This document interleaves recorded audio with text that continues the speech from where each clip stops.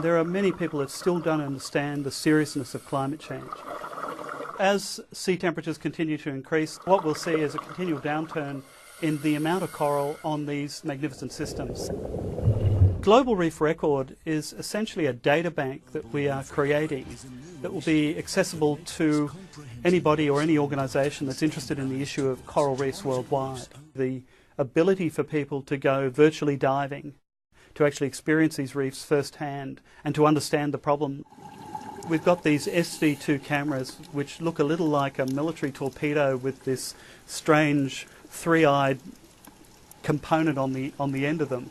And of course it's got three cameras that are triggered to take high-definition pictures all at once. And the great advantage of that is that you can then stitch it into a 360-degree image, a bit like Street View, as you see on Google. So it's really underwater Street View.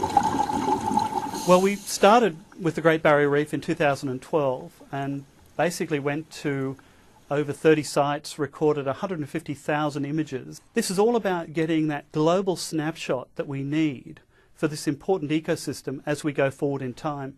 Because as we know, as sea temperatures increase, we're going to see more coral bleaching, mortality, there's more stresses from non-climate sources. So it's all about getting that snapshot that we need to understand change. Without it, we're lost.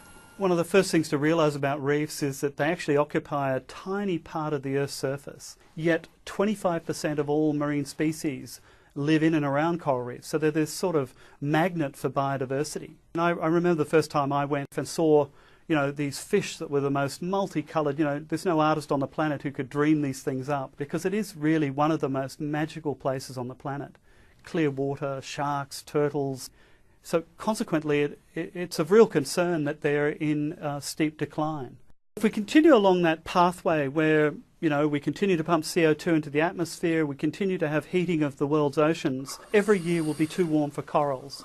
And of course what will happen then is that our current slide, the loss of 50% of those corals after the last 30 years, will continue until we have very, very low amounts of coral on reefs.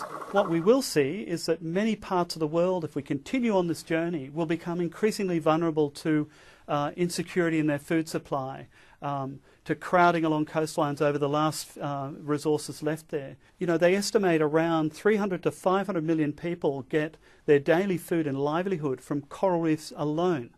For many reasons, reefs are a bit of they're a storyline about climate and about what we're doing to the oceans, and in many ways the signal to say we've got to do things differently.